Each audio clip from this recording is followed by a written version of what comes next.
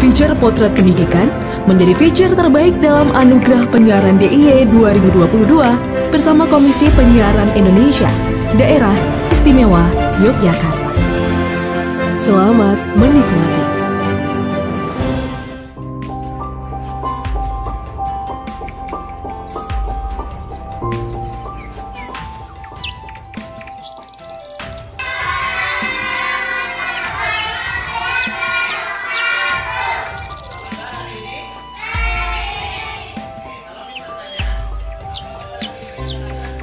Seragam, aturan, kurikulum, sistem hidup, dan terstruktur.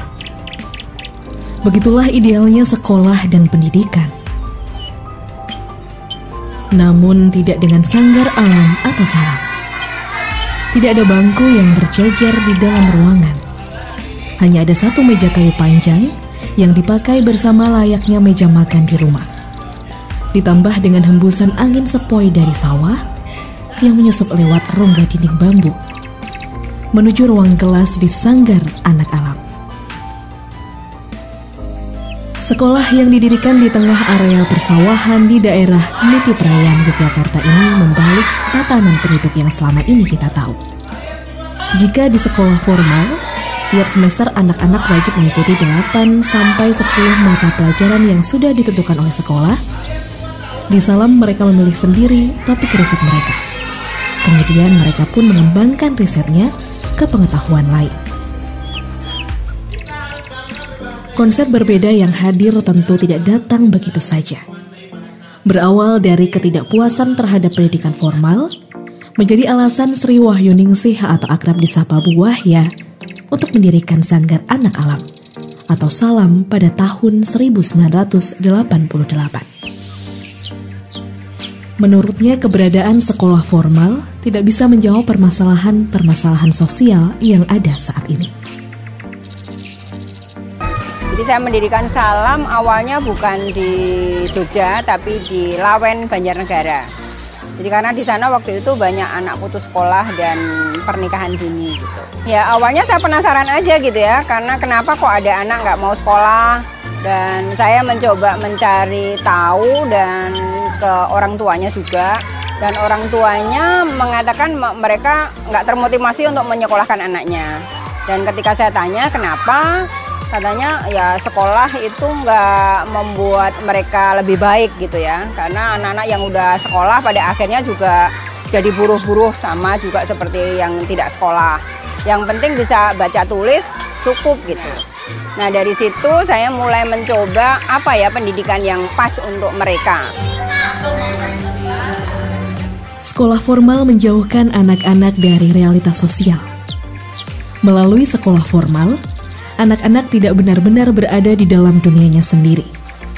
Sebab sekolah formal menuntut peserta didiknya untuk menuruti segala aturan yang dibuat. Anak-anak tidak diberikan kebebasan dalam menentukan cara belajarnya. Dengan bekal menimba pengalaman dari banyak hal, salah satunya menjadi pengurus OSIS, aktif dalam kegiatan remaja kampung, aktif dalam badan eksekutif mahasiswa dan menjadi pengurus lembaga pengabdian pada masyarakat atau LPPM di alma maternya, Universitas Duta Wacana. Ibu Wahya pun mengkonsep pendidikan di Sekolah Sanggar Alam dengan basis kemerdekaan terhadap anak. Dengan membangun rasa empati yang tinggi, sistem pendidikan di Salam berbanding terbalik dengan sekolah formal. Di Sanggar Anak yang berlokasi di Nitiprayan, Yogyakarta ini, tidak ada kurikulum yang mengekang. Selain itu, tidak ada peraturan yang memaksa dan hukuman yang menyakitkan. Bahkan di sekolah ini tidak ada guru, yang ada hanyalah fasilitator. Menurut Ibu Wahya, setiap orang bisa menjadi guru untuk dirinya sendiri dan sumber belajar bagi teman-temannya. Kendel dan bandel, bukan bandel ya, bandel. Bandel. Ya, ngandel itu percaya, jadi keimanan gitu ya. Jadi bagaimana kita juga punya nilai-nilai keimanan kepada Tuhan. Nah ini yang mendasari kehidupan. Jadi apapun yang kita lakukan ini selalu berdasarkan dengan keimanan itu ya, ngandel, percaya kepada Tuhan.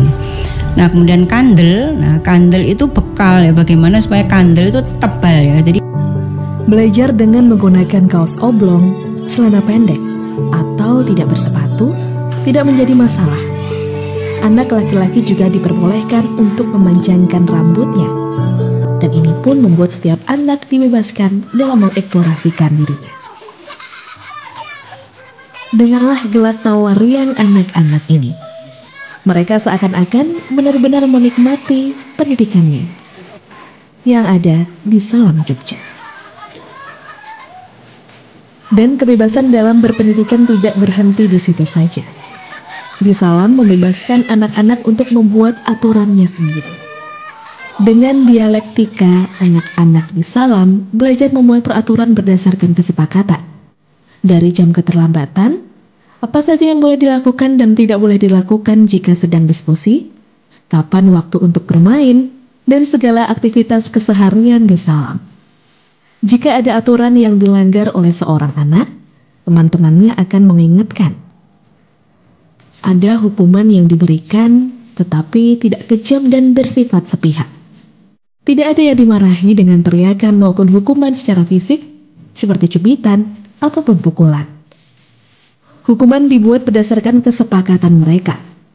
Bahkan terkadang hukuman dibuat oleh individu itu sendiri. Peraturan-peraturan yang mengkotak-kotakan dan penuh dengan pemaksaan akan membuat anak tertekan. Akibatnya, seorang anak tidak memiliki kesadaran akan pentingnya belajar. Karena sejatinya, setiap anak akan terus bertumbuh, menemukan pemahaman dan nilai-nilai yang lebih baik.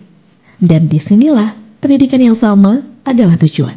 Sama sebagai pembelajar. Karena manusia adalah pembelajar seumur hidup. Terlepas dari pendidikan apa yang telah dia lewati. Selamat Hari Pendidikan Indonesia.